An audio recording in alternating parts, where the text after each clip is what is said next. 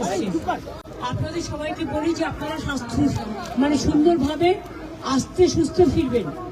প্রয়োজন হলে আজকেও আপনারা থেকে যেতে পারেন। আপনাদের থাকার সব অ্যারেঞ্জমেন্ট আছে, ডিএম করেছেন, গঙ্গাসাগর প্রশাসন করেছেন, আপনাদের অসুবিধার কোনো কারণ নেই। আমি গঙ্গাসাগরের মানুষকে, মা বোনেদের, বিশেষ করে ভাইদের সকলকে, আমার সব তীর্থযাত্রীদের, এনজিওদের আমার অনেক অভিনন্দন, আমার ছোট ছোট বন্ধুদের জানাচ্ছি।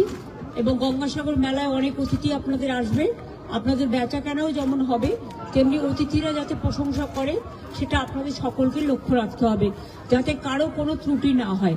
গঙ্গাসাগর মেলার জন্য পর্যাপ্ত পরিমাণে হাসপাতালের ব্যবস্থা, বেডের ব্যবস্থা, ডাক্তারের ব্যবস্থা, অ্যাম্বুলেন্সের ব্যবস্থা, আপনার বাসের ব্যবস্থা, সমস্ত বাস একটাই সিঙ্গেল টিকিটে যাতায়াত করতে পারবে।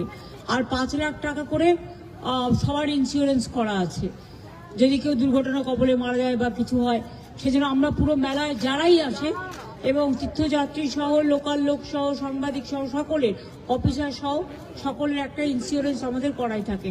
আর গঙ্গাসাগরের ব্যাপারে যে তীর্থকর ছিল বামফ্রন্টের আমলে সেটা আমরা তুলে দিয়েছি। সুতরাং আমরা মনে করি সবকিছু ভালোভাবে হোক। কালকে আবার আউটরাম ঘাটে প্রোগ্রাম হবে, দেখা হবে। সবাই ভালো থাকবেন, সুস্থ থাকবেন, সুন্দর থাকবেন। আর SIR এর ব্যাপারে আমি সবাইকে বলবো, ভুল ভাল করছে ইলেকশন কমিশন। জীবিতদের মৃত দেখাচ্ছে, বয়োজ্যেষ্ঠদের নাকে নল পরিয়ে নিয়ে যাচ্ছে এবং যেসব অ্যাপ করেছেন বিজেপির IT সেলকে দিয়ে, সেগুলো ইললিগাল, আনকনস্টিটিউশনাল, আনডেমোক্রেটিক। এভাবে চলতে পারে না।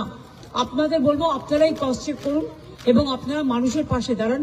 আমার পাশে দাঁড়ানোর দরকার নেই। सुप्रीम कोर्ट में तो मामला गया है।